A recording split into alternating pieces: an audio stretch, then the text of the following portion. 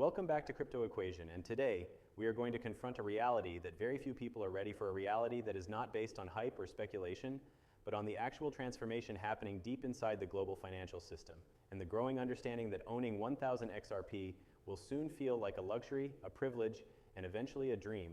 Most people do not yet understand why. They see 1,000 XRP as a normal target, an achievable milestone, something accessible for anyone willing to participate early. But the truth is, this window is closing faster than anyone realizes, because banks are moving faster than anyone expected, and the rails of global finance are being rebuilt at a pace that will shock the world when the results finally surface. What you must understand is simple. 1,000 XRP is not just a number. It is a position inside a system that is rapidly shifting away from public speculation and toward institutional integration. It is a position inside a settlement architecture most people do not see. It is a position inside a transformation that is already happening behind the scenes. And when banks begin absorbing liquidity, when corridors activate, when messaging systems synchronize, when real-time settlement becomes mandatory, the supply that is visible to retail today will not be visible forever. People assume that access is permanent simply because access exists right now. But financial history shows over and over that access is temporary when an asset transitions from public use to institutional infrastructure. And this is exactly what is happening to XRP. Banks are accelerating their modernization timelines. Corporate treasuries are rewriting their settlement logic. Regulators are preparing frameworks. Payment networks are upgrading. Global systems are merging. And digital rails are quietly replacing legacy structures. In this world, 1,000 XRP becomes far more significant than it appears today. To understand why, let us begin with the most important truth about XRP. It was never designed to remain a publicly traded speculative asset. It was designed to be a neutral digital settlement tool, one that would move value instantly across borders through systems that were never meant to be public. You cannot buy SWIFT tokens. You cannot buy clearinghouse assets. You cannot buy central bank settlement units. The tools that run global finance are not for public speculation. They are for institutional functionality. XRP is moving toward that category. And banks know it. Banks have been preparing for years, quietly, carefully, methodically. While the retail market watches price charts, banks are watching settlement windows. While traders complain about volatility, banks are studying corridor efficiency. While speculation dominates social media, banks are building infrastructure that will rely on digital liquidity. This is why owning 1,000 XRP will soon feel like something out of reach. Not because supply disappears, but because accessibility disappears. To understand this better, we need to explore the modernization cycle banks are moving through right now. The first phase is observation. Banks study emerging technologies, waiting for regulatory green lights and institutional clarity. The second phase is testing. They run pilots. They observe liquidity flows. They test interoperability. The third phase is alignment. They integrate new messaging standards and prepare rails. The fourth phase is deployment. They activate corridors internally before going public. The fifth phase is scaling. They expand usage into real-time operations. Most banks are between alignment and deployment right now. This is why the public sees nothing, because everything meaningful happens behind the scenes. The moment deployment begins, liquidity demand rises. And when liquidity demand rises, the supply available on public markets falls. And when that supply falls, owning 1,000 XRP becomes difficult. Not because XRP becomes rare, but because XRP becomes infrastructure. Now let us examine the liquidity transformation underway. The old world operated on pre-funded accounts. Banks had to lock away trillions in dormant liquidity to support international transfers.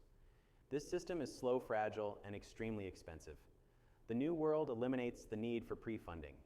In the new world, liquidity is sourced instantly through digital assets designed for settlement. This is where XRP becomes central to the transition. When a system shifts from trapped liquidity to mobile liquidity, the assets that enable mobility carry structural importance. This importance often removes the asset from speculative markets because the asset becomes necessary for operational continuity. This is exactly what banks are preparing for. The more corridors they activate, the more XRP becomes locked inside operational flows. And the more XRP becomes locked inside those flows, the less XRP is available to the retail market. 1,000 XRP becomes the equivalent of holding something that institutions quietly absorb. Now let us explore the messaging transformation, because messaging dictates settlement. The financial world is moving toward fully structured data formats. This is not cosmetic. When the messaging becomes structured, settlement must be structured. When the messaging becomes real-time, settlement must be real-time. When the messaging becomes interoperable, settlement must be interoperable. This synchronization forces banks to adopt assets that can settle at digital speed. XRP's design fits this requirement. This is why messaging migrations are a massive silent driver of XRP's institutional future. Once messaging is modernized, settlement must follow. And settlement requires assets that can bridge value instantly across disconnected networks. The moment this becomes mandatory, XRP is no longer optional. Now let us examine tokenization, because tokenized markets cannot settle on slow rails. Tokenized real estate, tokenized bonds, tokenized commodities, tokenized trade finance, tokenized securities. These instruments require digital liquidity on demand. XRP is one of the assets capable of supporting this environment. As tokenization expands, system demand rises. As system demand rises, retail access falls. This is not emotional, it is mathematical. Now let us explore why owning 1,000 XRP will soon feel like a dream.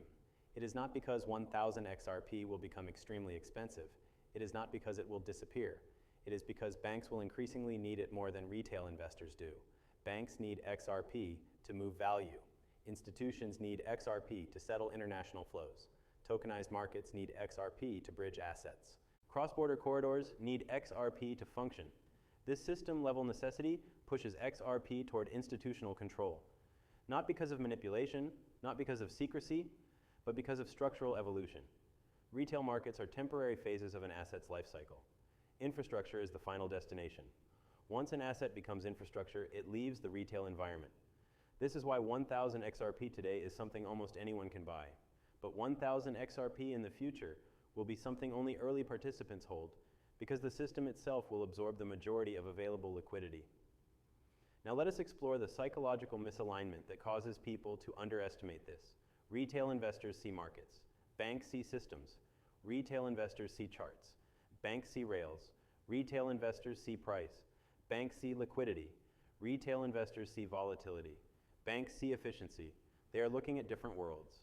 And XRP belongs to the world banks are building, not the world retail traders focus on. This is why the majority of people will miss the window. They are evaluating XRP based on a world that is disappearing, not the world being built. Now let us explore the timeline of this transformation, because banks are moving faster than expected. The global financial system spent decades stuck in outdated processes, but the last few years changed everything. Cross-border upgrades accelerated. Instant payment systems became mandatory in multiple regions. Regulatory clarity expanded rapidly. Digital currency frameworks matured. These forces converge into one outcome: the need for real-time settlement. This moment triggers the shift. This is when banks accelerate their integration timelines. This is when settlement logic changes. This is when liquidity needs evolve. This is when corridors activate. This is when infrastructure absorbs supply. This is when owning 1,000 XRP becomes difficult. Now let us explore the final layer of part 1, the hidden absorption curve. As banks adopt real-time systems, XRP becomes a resource, not an investment, and resources are allocated differently. In part 2, we will explore the absorption curve in full detail. We will explore why banks are accelerating. We will explore why retail access will shrink. We will explore why 1,000 XRP becomes a future luxury. And we will reveal the moment the world realizes the window has closed. Because now that we have reached the hidden absorption curve, the part of the story that most investors never see, we must go deeper and reveal why banks are accelerating so quickly, and why 1,000 XRP will soon shift from being a simple milestone to being an unreachable target. The absorption curve is the moment when an asset transitions from speculative circulation into systemic function, and once that happens, availability declines quietly until the retail market realizes too late that the window has already closed. The absorption curve begins with institutional readiness. Banks spend years aligning their technology. They upgrade messaging. They deploy APIs. They adopt structured data. They test corridors. They prepare liquidity frameworks. This stage remains invisible because nothing public changes, but internally liquidity demand is rising. Then the absorption curve reaches phase 2, the real-time requirement. Once real-time settlement becomes mandatory, banks must secure access to the assets that enable it. XRP is one of the only assets that can settle cross-border payments instantly and at scale without pre-funding. At this point, banks begin accumulating liquidity quietly. They do not announce it. They do not publish it. They do not broadcast it. They secure what they need. Then comes phase 3, corridor activation. Corridors are the pathways where value flows between nations and institutions. When a corridor activates, it requires a fixed pool of XRP to function. That XRP becomes locked into the system permanently. It does not re-enter exchanges. It does not circulate in speculative markets. It becomes infrastructure. Now multiply this across dozens of corridors, across continents, across institutions, across corporate banks, across treasury networks, across global payment providers. Suddenly, millions or even billions of XRP become unavailable to retail. The price does not need to skyrocket for availability to vanish. All that needs to happen is absorption. This is why 1,000 XRP is a dream that will not last. Now let us explore Phase 4, settlement expansion. When banks test real-time settlement, they do so quietly. But when they expand usage, they do so relentlessly. Once a system proves functional, they scale it into their core operations. Scaling requires liquidity. Liquidity requires XRP. XRP becomes a tool, not a trade. Settlement expansion absorbs supply at a rate that retail cannot compete with. And because banks do not buy through public markets, the liquidity they absorb becomes invisible to the retail trader. By the time exchanges feel the pressure, access begins to shrink. Pairs become thin, depth becomes unstable, withdrawals slow down, liquidity dries up. This is the beginning of the public awareness phase. But by this point, the curve is already past the midpoint. Now let us explore Phase 5, regulatory restructuring. Regulators around the world are placing digital assets into categories and frameworks that define who can use them and for what purpose. Assets used for settlement do not remain in public trading environments. They become institutionally restricted either through classification or through utility. If XRP is classified as an infrastructural settlement asset, the retail market will lose access. Not because authorities want to remove the public, but because public markets are not designed to support system-level settlement assets. This regulatory restructuring will happen quietly. It will happen region by region. It will happen corridor by corridor. One morning, the world will wake up and access will be different. Now let us explore Phase 6, the invisible transition. This is the stage where the system begins using XRP without the public realizing it. Corridors run silently in the background. Tokenized assets settle quietly. Treasury operations move liquidity without announcements. Banks integrate digital settlement internally. The world will continue as normal. Prices will fluctuate. News will circulate. Markets will react. But beneath it all, XRP will be moving value behind the scenes. This invisible transition will absorb more supply than any speculative cycle in history, because system-level demand is exponential, not emotional. Now let us explore Phase 7, the liquidity squeeze. As corridors expand and settlement usage grows, the amount of XRP available on the open market continues to shrink. Exchanges begin to feel the pressure. Their reserves become thinner.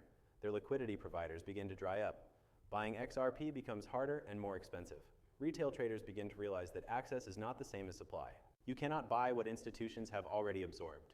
This is the moment when 1,000 XRP becomes a dream for newcomers. Not because XRP is unattainable, but because the window of access has closed. Now let us move deeper into the bank acceleration timeline, because this is the core of why this script exists. Banks are no longer operating on decade-long cycles. They are operating on modernization cycles compressed into a handful of years. Why? Because the world is moving faster than their old rails can support. Global commerce is instant. AI-driven systems are instant. Tokenized markets are instant. Digital identity systems are instant. Corporate treasury networks require instant settlement. The financial system cannot survive delays. Banks are forced to modernize rapidly. This modernization brings XRP directly into their operational design. Now let us examine the psychological side of this transformation, because most people will not understand what is happening until availability disappears. The public is conditioned to believe that crypto assets remain accessible forever. But accessibility is not permanent. It is circumstantial. XRP remains accessible only as long as it is not required by the system. The moment the system requires it, accessibility ends. This is why early accumulation matters. It is not about price, it is about access. Now let us explore the global convergence, the point where all modernization paths intersect. Digital currencies launch. Cross-border corridors synchronize. Treasury automation activates. Messaging standards finalize. Tokenization goes mainstream. Settlement becomes real-time. This convergence point is where XRP reaches its purpose. And once an asset reaches its purpose, its market behavior changes permanently. XRP will move differently. Not because of speculation, but because of functionality. It will settle value, not chase volatility. It will support infrastructure, not retail emotion. It will become part of the system, not the market. When this happens, 1000 XRP will feel like holding something rare, something meaningful, something no longer obtainable. Now let us explore the end state, the moment when all phases reach completion. Retail exchanges will carry less XRP. Banks will carry more. Corridors will absorb supply. Treasury systems will adopt digital settlement. Messaging will enforce real-time rails. Tokenized assets will rely on fast digital liquidity. And XRP will become central to settlement logic. At this stage, owning 1000 XRP is no longer a target. It is a privilege from the early era, the era when XRP was accessible, the era before the system absorbed it, the era before institutions activated, the era before settlement transformed, the era before liquidity became real-time, the era before the new financial world took over. This is the truth. Most people will only understand when it is too late. The window is open now. But windows do not stay open forever. 1000 XRP is available today. In the future, it will be something people talk about, not something people can easily own. And the ones who will understand this best are the ones who recognize that banks were moving faster than everyone expected.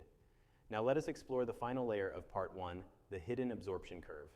As banks adopt real-time systems, XRP becomes a resource, not an investment, and resources are allocated differently. In part 2, we will explore the absorption curve in full detail. We will explore why banks are accelerating. We will explore why retail access will shrink. We will explore why 1000 XRP becomes a future luxury. And we will reveal the moment the world realizes the window has closed.